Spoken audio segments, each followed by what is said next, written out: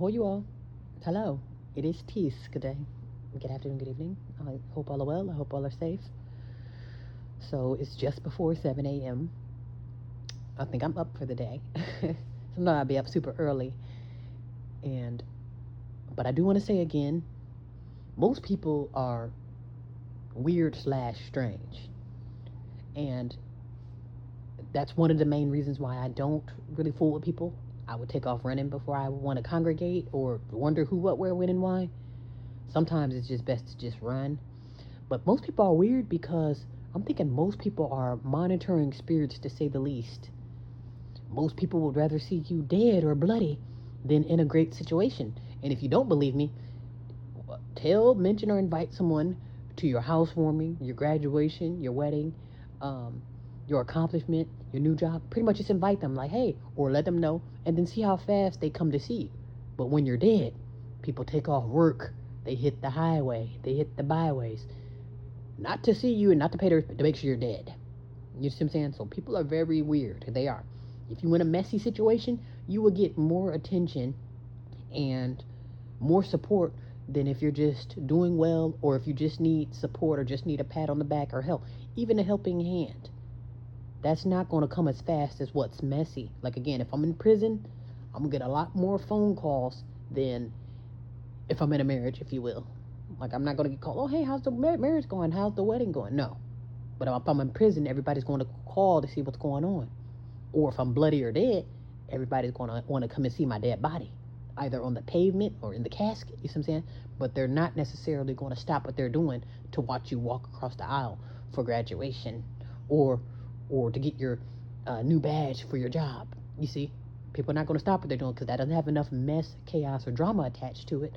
So they're not going to be interested. Well, actually, I don't want to say they're not going to be. They're not going to be as much interested as if it was mess, chaos, drama, or blood involved. If my husband is beating me, and somehow it ends up on social media or the news, a lot of people are going to be tuned in. If I invent another light bulb that doesn't need electricity, I mean, people will tune in, but not as much if my husband is beating me. You see what I'm saying? Most people are monitoring spirits.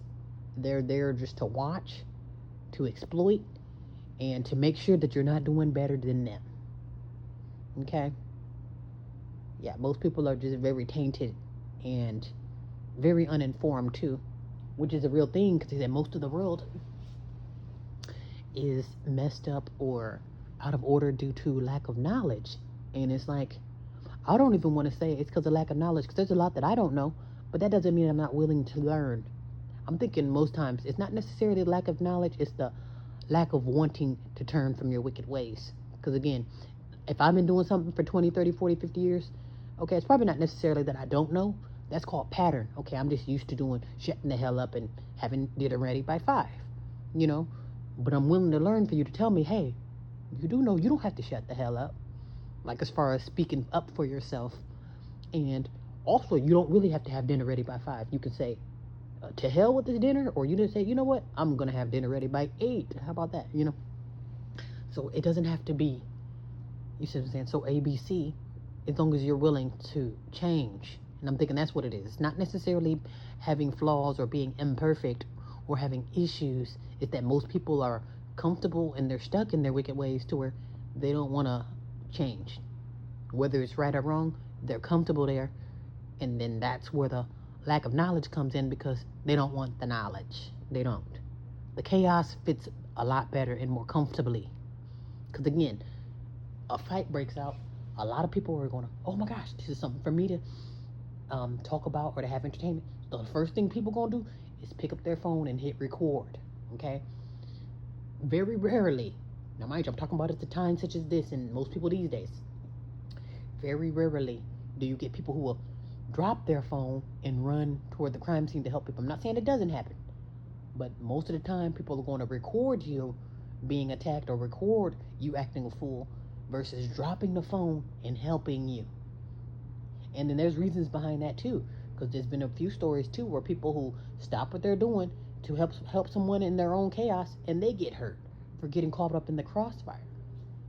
But here's the thing with that. Although it's not recommended to put yourself in between someone else's drama, I would rather see that than having a bunch of people sitting back watching someone's drama and then having the nerve to record. And honestly, to tell you the truth, all of the danger will fly out the window. Like I said, if I'm the only person holding back somebody in a fight, that danger will fly out the window if other people would do the same thing. If there's 10, 20, 30, 40, 50 people dropping their phones to break up a fight or to um, dissolve or to rectify chaos, then it's going to be less dangerous because that means you're neutralizing the problem and not entertaining it with your cell phone or for some damn um, content or something to exploit somebody for a few dollars so you can have somebody else's mess all over your social media.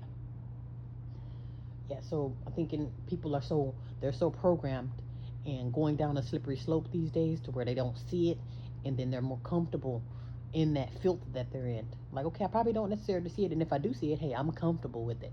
I'm not coming out of this um, negativity, if you will. I'm not coming out of it. A, I'm comfortable, and B, I like it here. I like mess. Because sometimes doing the wrong thing is a lot more appetizing than just shutting the hell up and feeding the birds. Because it's like, if you ask yourself, okay, what would you rather do? Would you rather be partying and drinking and tearing the club up, or twiddling your thumbs feeding the birds? And I'm talking about everyday people. I know some people would take the latter, but yeah, I would love to just feed the birds, versus acting a damn fool. But most people, they're okay with the chaos because, again, that's where their comfort lies. They're more familiar with chaos than shutting the hell up and getting themselves together, because that's where it becomes offensive. Shut the hell up and get my crap together? That's worse than telling me to fight my neighbor or to fight my siblings or my family. You see, people will be less offended if someone comes in to say, hey, go rob Peter to pay Paul, versus shut the hell up and get your crap together. Shut the hell up and get your crap together. That sounds way more offensive than take out your neighbor. I think that's way more convincing. Hey, how do we get chaos started in the building? Or how do you rob Peter to pay Paul? Or how do you jump on your neighbor? I'm thinking that'll be more successful. We can work out a plan on making that happen versus working on a plan of having these same people cleaning up their lives to where the chaos has to leave the building. And I'm thinking that's the problem. Chaos leaving the building? What? Because first of all, that's my entertainment. And then second of all, what am I going to do if I'm cleaning up my life? You see what I'm saying? A lot of people, they associate that with being offensive and being boring. What? Twiddling my thumbs, doing the right thing? No. Where's the chaos? Where's the violence? Where's the blood? Where's the sorcery?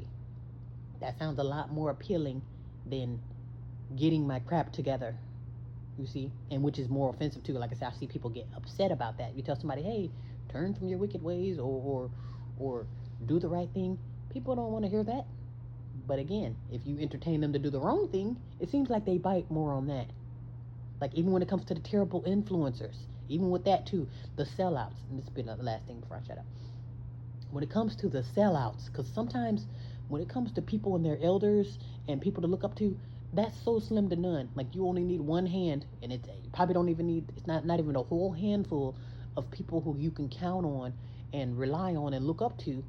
And it seems like if we only have 2 and 3 of those people, we can't afford to have our influence be a nasty influence to the youth, at least. Because other people, if you want to be lost, okay, great. But when it comes to destroying the youth, it's like that's your future. That's like that's spiritual suicide. So if you're going to kill yourself in the spirit, it's one of those things. Or be comfortable with being at the forefront of being responsible for killing your youth through the spirit. Like if I'm a Cardi bitch, or what's that lady name? A Sexy Red, or the one with the Still That Shit song.